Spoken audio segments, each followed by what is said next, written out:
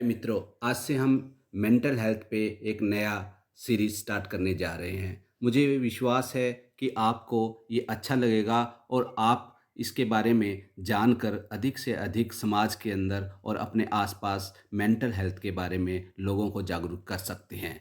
तो आज हम ये प्रारंभ कर रहे हैं अवसाद। जानिए डिप्रेशन क्या है। सामान्य तौर पर हम सभी जिंदगी के सफ़र में दुखी तथा हताश महसूस करते हैं।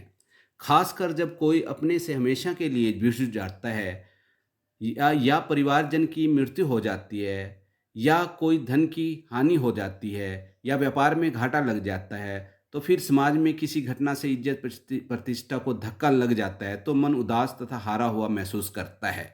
समय के साथ साथ मन स्थिति सामान्य हो जाती है, मगर यह उदासी तथा हताशा काफ़ी दिनों तक बनी रहे तो ऐसी परिस्थिति को अवसाद यानी डिप्रेशन कहा जाता है। डिप्रेशन की समस्या कितनी गंभीर है, ये जानना अति आवश्यक है, क्योंकि इसकी गंभीरता इस बात से लगाई जा सकती है कि विश्व स्वास्थ्य संगठन के अनुसार संसार में लगभग 30 करोड़ लोग इस मानसिक बीमारी से पीड़ित हैं। हमारे देश में यह आंकड़ा 5 करोड़ से भी अधिक है, जो कि एक चिंतनीय स्थिति है। अब हम जानेंगे कि डिप्रेशन किस उम्र में अधिक होता है। खास तौर पे कुछ लोगों का ये स्वाभाविक ही प्रश्न होता है कि ये डिप्रेशन की बीमारी किस उम्र में अधिक होती है। तो मैं आपको बताना चाहूँगा कि सबसे अधिक 18 से 40 साल के लोगों में यह अधिक पाया जाता है। ये किसी भी उम्र में हो सकता है। पुरुषों की तुलना में महिलाओं के डिप्रेशन की समस्या से ग्रस्त होने की संभावना ज़्यादा होती है। महिलाओं में अधिक इसलिए पाया जाता है क्योंकि उनमें हार्मोन का स्तर ऊपर नीचे होता रहता है, डिस्टर्ब होता रहता है। मसलन जब मासिक धर्म शुरू होता है या मासिक धर्म बंद हो जाता है तथा गर्भ धारण करते समय भी हार्मोन में काफ़ी बदलाव आता है। इसलिए महिलाओं में डिप्रेशन होने की संभावना पुरुषों से ज़्यादा होती है।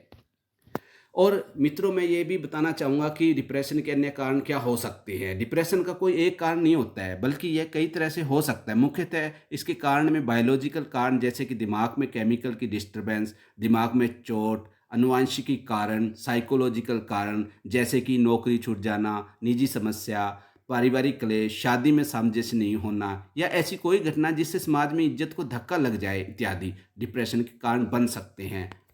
दोस्तों, डिप्रेशन के लक्षण क्या-क्या होते हैं?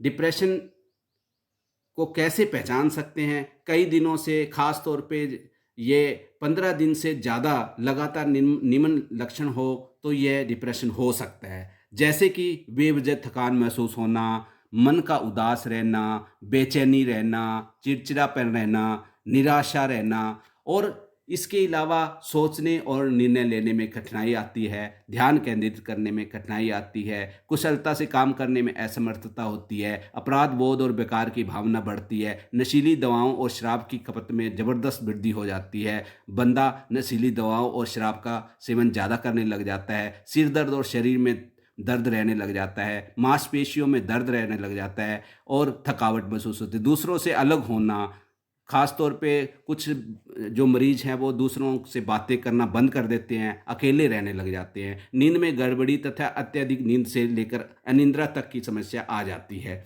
और इसके अलावा भूख में परिवर्तन भी हो जाता है, किसी को भूख ज़्यादा लगने लग जाती है, किसी को भूख कम लगने लग जाती है। मृत्यु या आत्म नुकसान, अपने आप को नुकसान पहुँचाने की जो विचार है वो आते रहते हैं मन में। पहले की मनोरंजन की गतिविधियों में रुचि भी खत्म हो जाती है और भागीदारी में कमी आ जाती है।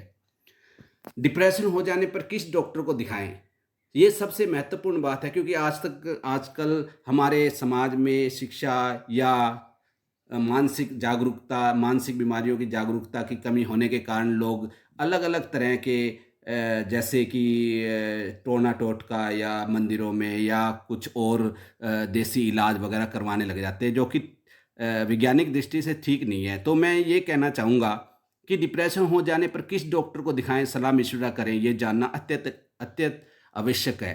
व्यक्ति में कम से कम 2 सप्ताह तक अवसाद, कम से कम 5 लक्षण होने चाहिए। कम से कम 5 लक्षण हों और वो 15 दिन से ज़्यादा हों। दूसरा, डिप्रेशन को जो डॉक्टर ठीक करते हैं उनको मनोचिकित्सक या मनोरोग विशेषज्ञ कहा जाता है। मानसिक रोगों के माहिर डॉक्टर को साइकियाट्रिस्ट कहते हैं। मनोचिकित्सक पहले मानसिक चेकअप करते हैं। डिप्रेशन किस लेवल की है, यह कुछ सवालों को पूछताछ करके निर्धारित करते हैं। ज़रूरत पड़ने पर डॉक्टर कुछ टेस्ट भी करवाते हैं और काउंसलिंग आदि भी की जाती है। मनोचिकित्सक दवाइयों से मरीज को ठीक करते हैं। याद रहे, केवल मनोचिकित्सक से ही डिप्रेशन की सलाह मशवरा करें। और दोस्तों, इससे कैसे बचें? डिप्रेशन से बचने के निम्न उपाय अगर आप अपनाते हैं तो इससे बचा जा सकता है। जैसे कि पसंदीदा गाने सुनें, अपनी पसंद के अपने समय के अनुसार गाने सुनें, उचित नींद लें, लैपटॉप, मोबाइल आदि सोने से 2 घंटे पहले न देखें। वो कार्य करें जो आपको अच्छा महसूस करवाए। किताबें पढ़ें, धार्मिक किताबें यदि दिलचस्पी हो तो सहायक होती है। जैसे कि कुछ लोगों को ये अच्छा लगता है कि वो धार्मिक किताबें पढ़ें या कुछ नॉवल वगैरह पढ़ें। पौष्टिक आहार लें, क्योंकि पौष्टिक आहार लेने से हमारे दिमाग का और शारीरिक का संतुलन, शरीर का संतुलन अच्छा रहता है। और इसके अलावा चाय काफ़ी कम सेवन करना चाहिए। तो मित्रों, आज का टॉपिक यहीं समाप्त होता है। मैं आपसे ये निवेदन करूंगा कि आप अपनी सलाह मशवरा निश्चित डॉक्टर से लें, साइकियाट्रिस्ट से लें। ये हमारा आज का वीडियो आपकी एजुकेशन पर्पज़ के लिए बनाया गया है। आपने इतने ध्यान से सुना, इसके लिए आपका बहुत बहुत धन्यवाद।